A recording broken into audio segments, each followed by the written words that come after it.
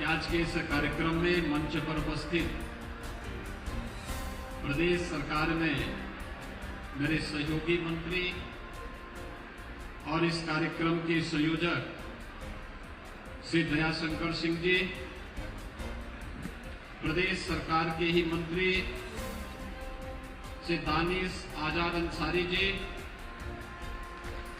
माननीय सांसद श्री वीरेंद्र सिंह जी, माननीय सांसद श्री नीरज शेखर जी, माननीय विधायक श्रीमती केतकी सिंह जी, प्रदेश सरकार के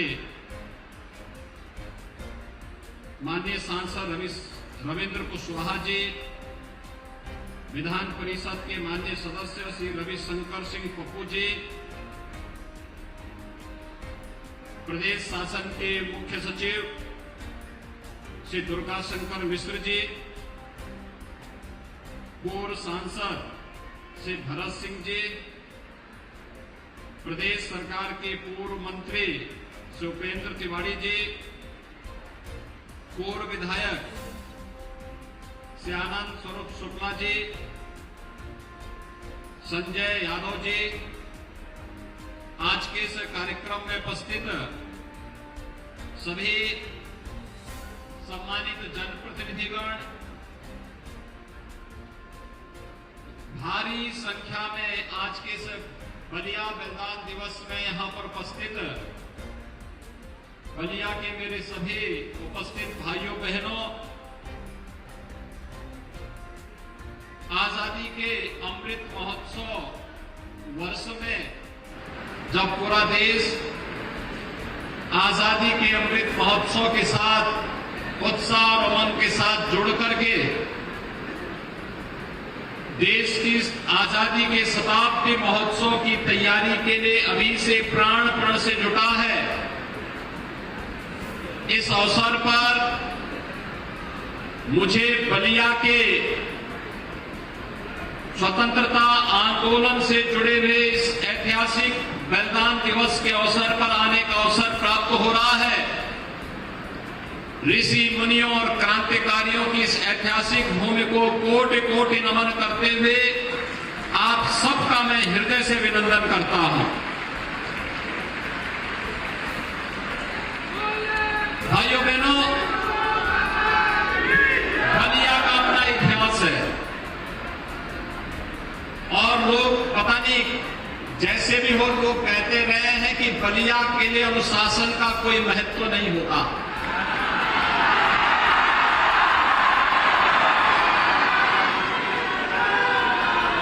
आजादी के बाद तो देश के विकास के लिए जिस अनुशासन की आवश्यकता होती है वो हमेशा बलिया ने दिखाया, लेकिन आजादी के पहले,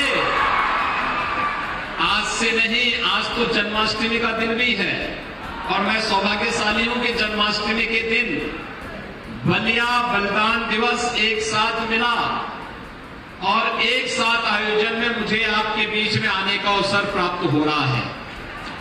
लेकिन बलिया ने वास्तव में जब जो आवश्यकता पड़ी है और उन्हें भी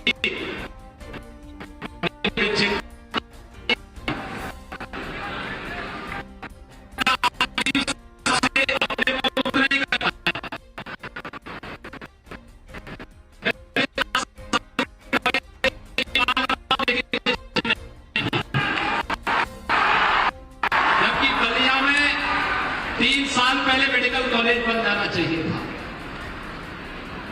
और आज मैं मुख्य सचिव, चूंकि मुख्य सचिव हमारे इसी बलिया में रह करके पढ़े थे तो इसलिए उनको विशेष रूप से लेकर के आए हूं कि आज शाम तक उनको यहां रहना है और आज की धरती के लिए एक मेडिकल कॉलेज क्रांतिकारियों की स्मृति में तो जरूर दे।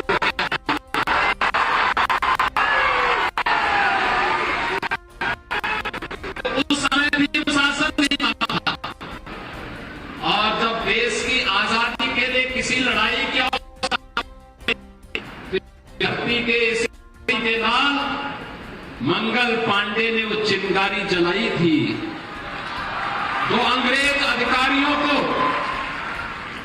जो भारतीयों पर क्रूरता ढाते थे, उन्हें मार करके देश की आजादी की चिंगारी को बैरकपुर छावनी में जलाने वाला कोई और नहीं था, बल्कि किसी बलिया की धरती के लाल महान क्रांतिकारी मंगल पांडे ही थे। और इसलिए मंगल पांडे की इस धरती पर आकर के मैं अभिभूत हूं, उन्हें कोटि कोटि नमन करते हुए विनम्र श्रद्धांजलि भी अर्पित करता हूं। ये लड़ाई केवल वहीं पे नहीं थमी, ये लड़ाई निरंतर चलती रही। मुझे कई वर्ष पहले यहां पर वीर कुंवर सिंह डिग्री कॉलेज के छात्र संघ के शपथ ग्रहण समारोह में आने का अवसर प्राप्त हुआ था।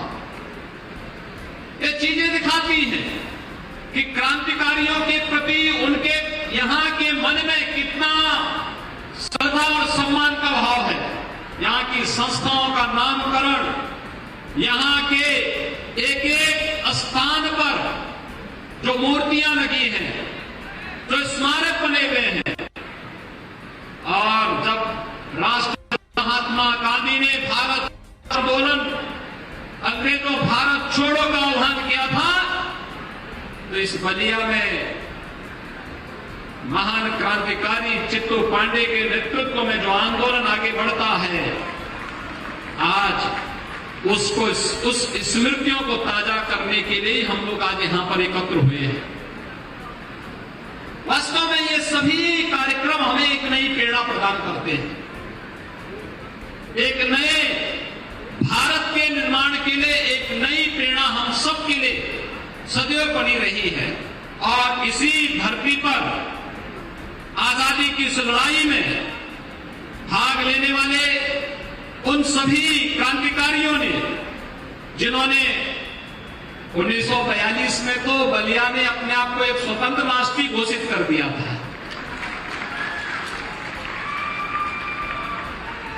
और यहां पर तात्कालिक आवश्यकता के लिए श्री चित्तू पांडे जी को जिलाधिकारी बना दिया गया था।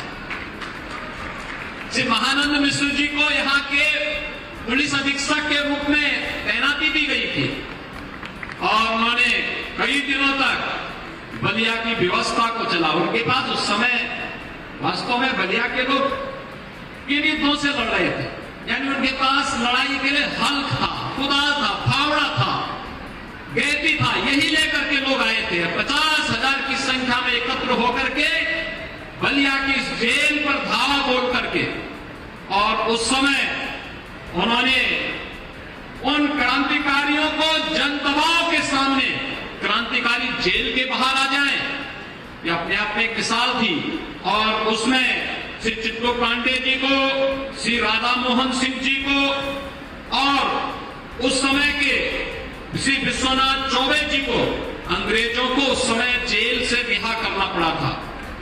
और बाद में फिर चित्तू पांडे जी को यहां का जिला कलेक्ट्रेट घोषित करते हुए, महानंद मिश्र जी को पुलिस अधीक्षक घोषित करते हुए यहां पर एक अस्थायी सरकार का संचालन इनके नेतृत्व में निरंतर आगे बढ़ता रहा।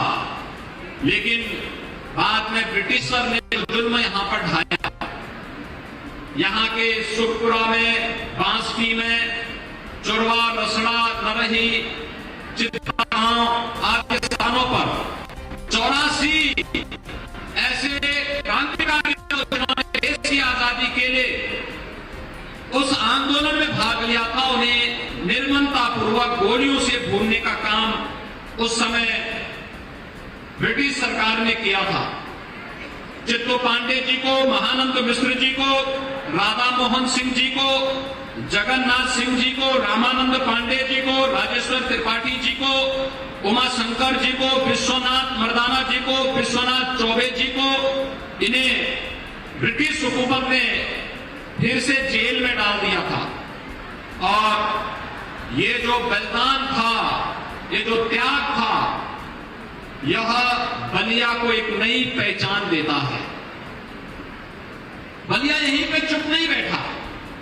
देश की आजादी की लड़ाई के बाद हर एक और विकास के बारे में लोग चिंता करने लगे।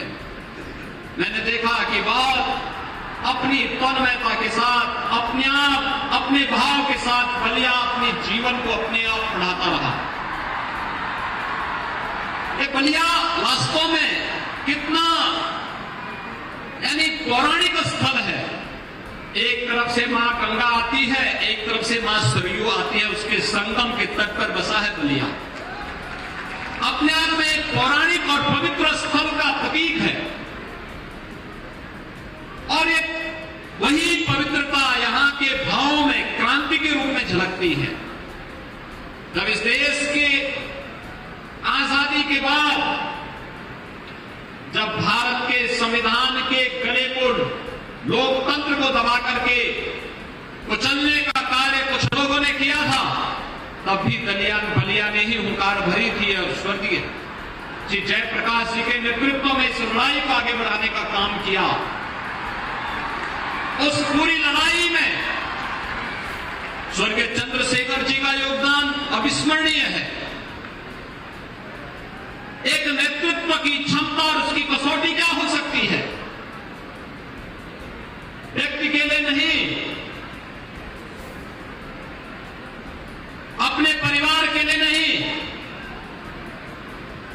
अगर एक आम नागरिक के मौलिक अधिकारों के लिए, उसकी सुरक्षा के लिए, उसके स्वावलंबन के लिए, देश और समाज के लिए मुझे कुछ योगदान देना पड़ेगा, तो जयप्रकाश जी के नेतृत्व में चला आंदोलन और उस आंदोलन में उस समय के नेतृत्व को चुनौती देने की मुद्रा में स्वर्गीय चंद्रशेखर जी के नेतृत्व में जिस तरीके से जनता पार्टी ने उस समय कालखंड में कार्य किया था, आज भी अविस्मरणीय है। और भाइयों बहनों, इसीलिए आज मैं बलिया में आया हूं। यह आजादी का अमृत महोत्सव है।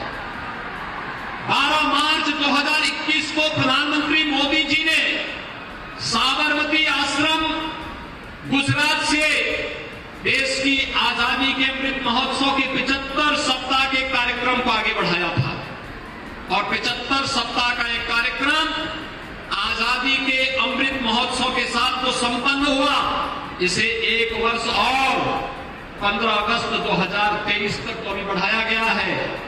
लेकिन प्रधानमंत्री जी ने हमारे सामने कुछ संकल्प रखे हैं। आपने प्रधानमंत्री जी के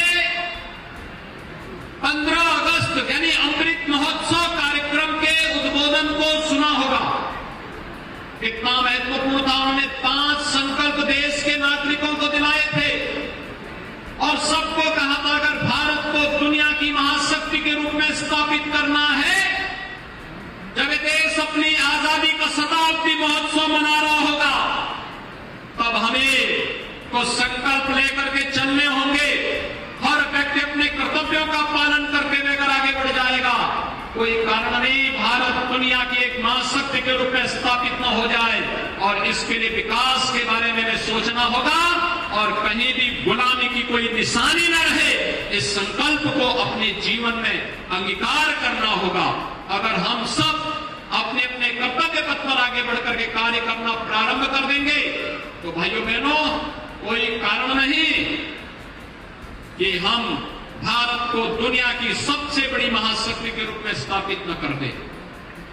इस सदी की सबसे बड़ी महामारी कोरोना में तो यह साबित हुआ ही है कि कोरोना के महामारी के नियंत्रण में, इसके प्रबंधन में भारत का जो रिजल्ट था, दुनिया के अंदर बड़ी बड़ी ताकतें पस्त हो गई, लेकिन भारत मजबूती के साथ डटा रहा, लड़ता रहा और कोरोना को भी पस्त कर दिया। आज आपकी इतनी बड़ी संख्या में, भारी संख्या में उपस्थिति, मैं यही पूछ रहा था दयाल शंकर जी से। मैंने कहा भाई 9 बजे कैसे लोग आएंगे? भाई 9 बजे तो बहुत सारे लोग सो के उठने वाले लोग होंगे। उन्होंने रात्रि में ही लोग इकट्ठे,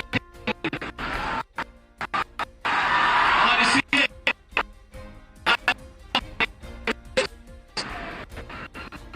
आजादी का अमृत महोत्सव है। अच्छे आयोजन के साथ जुड़ना, कार्यक्रम बनाना है और विकास के बारे में सोचना है। आज आप देख रहे होंगे जितना 8 वर्ष में प्रधानमंत्री मोदी जी के नेतृत्व में गरीब कल्याणकारी और शासन की योजनाओं का लाभ बिना भेदभाव के समाज के प्रत्येक तबके को मिला। बिना भेदभाव के सबको शौचालय, हर गरीब को आवास, हर गरीब को राशन, हर गांव जिसमें आज तक बिजली नहीं पहुंची, आप बिजली पहुंचाने का काम करेंगे। जिन गांवों में अब तक कोई सुविधा नहीं मिल पाई, वहां पर हमने इस कार्य को पूरा किया है। कोई कारण नहीं कि अगर कोरोना जैसी महामारी को मात देकर के हम लोग आज देश के अंदर 200 करोड़ वैक्सीन की डोजेस देश के अंदर फ्री में उपलब्ध कराने में सफल हुए हैं। कोई कारण नहीं कि आने वाले समय में भारत दुनिया के अंदर नेतृत्वकर्ता के रूप में क्यों न होगा। और प्रधानमंत्री मोदी जी ने अपने नेतृत्व क्षमता से दुनिया के अंदर वैश्विक जगत में आज उस प्रकार की स्थिति बनाई है। हम सब प्रधानमंत्री मोदी जी के नेतृत्व में एक नए भारत के निर्माण की दिशा में कार्य करें और इस दिशा में हम लोग प्रयास करें। और मैं यहां पर चाहूंगा, आज हमारे मुख्य सचिव भी यहां पर आए हैं, वे जो कि बलिया में पढ़े हैं, तो बलिया के बारे में विशेष रूप से बलिया जेल के बारे में, बलिया जेल को बलिया के बाहर कहीं स्थानांतरित करते हुए यहां पर एक भव्य स्मारक बने, मेडिकल कॉलेज के निर्माण के लिए कार्य योजना विस्तृत रूप से तैयार करते हुए इन कार्यक्रमों को आगे बढ़ाने की आवश्यकता है। बलिया की इस आवश्यकता की पूर्ति करने के लिए कार्यक्रम में आगे बढ़ाएंगे। परिवहन मंत्री आप ही के यहाँ के हैं इस समय तो, और मंत्री इसीलिए बने हैं जिससे बलिया से लखनऊ की दूरी को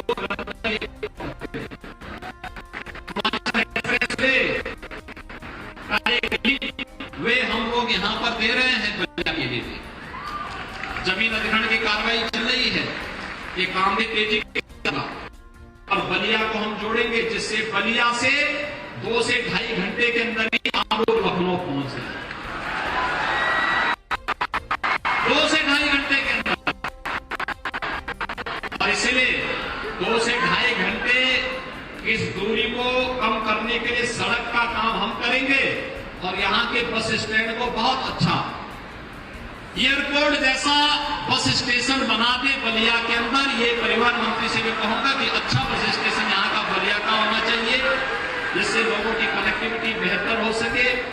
कुछ इलेक्ट्रिक बसेज भी यहाँ नगर के अंदर चलवाइए, बलिया इस नगर के दायरे को बढ़ाइए, लोगों को सुविधा मिलनी चाहिए। सरवा ताल के बारे में कुछ कार्य आप लोगों ने किया है, शेष कार्य भी और आगे होंगे। बलिया को जल जमाव से मुक्त भी देना है और बलिया के विकास को एक नई ऊंचाई पे पहुंच करके यहां के लोग विकास के साथ जुड़ करके जिस तरीके से भारत के विकास के लिए प्रधानमंत्री मोदी जी के नेतृत्व में काम कर रहे हैं, उस पूरी भाव के साथ हम आगे बढ़ करके इसे आगे बढ़ाने का कार्य करेंगे। हमारे सभी जनप्रतिनिधि इस दिशा में रुचि ले रहे हैं, वे पूरी तन्मयता के साथ इस पूरे अभियान के साथ जुड़ रहे हैं। यहाँ के सांसद जी वीरेंद्र सिंह जी, श्री नीरज शेखर जी, श्री रविंद्र कुशवाहा जी, श्रीमती केतकी सिंह जी, श्री रविशंकर सिंह पप्पू जी, ये सभी लोग कार्य कर रहे हैं, मोदी के साथ का करेंगे। मैं एक बार फिर से इन सभी महान क्रांतिकारियों को आज यहाँ पर बलिया के इतिहास पर एक मैंने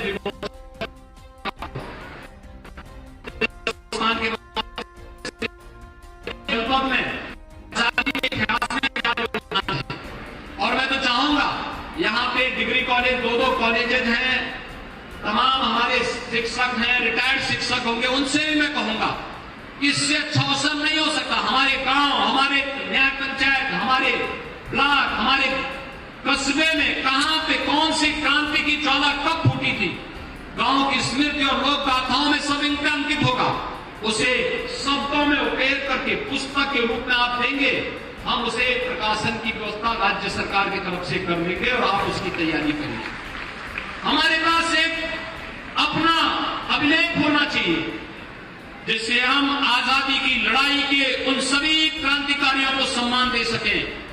देखिए, इसमें हर तबके के लोग थे, मंच पर आपने देखा होगा स्वतंत्रता संग्राम सेनानियों के परिजनों का जब मैं सम्मान कर रहा था, वहां पर कोई जाति भेद नहीं था। हर जाति, हक, मत और मजहब से जुड़े हुए लोग देश की आजादी के लिए लड़े थे। आज भारत को विकास की जिन नई बुलंदियों तक पहुंचाना है, उसमें प्रत्येक भारतवासी का दायित्व बनता है। हम एक स्वर से, एक नजर से सभी देखें और उसे आगे बढ़ाने का कार्य करेंगे तो निश्चित ही हमारा भारत दुनिया की एक महाताकत के रूप में उभरेगा। यही आजादी के अमृत महोत्सव का और देश की आजादी के शताब्दी महोत्सव का हमारा संकल्प होना चाहिए। मैं आज के इस अवसर पर अपने इन सभी महान क्रांतिकारियों को, जिन्होंने देश की आजादी के इस आंदोलन में बलिदान दिवस के अवसर पर अपने आप को बलिदान दिया, नेतृत्व दिया, उन सबको एक बार फिर से आज जन्माष्टमी के इस पावन पर्व पर, बलिदान दिवस के इस पावन अवसर पर उन्हें कोटि कोटि नमन करते हुए उन्हें सत सत वंदन करता हूं, उन्हें विनम्र श्रद्धांजलि अर्पित करता हूं। धन्यवाद। जय हिंद।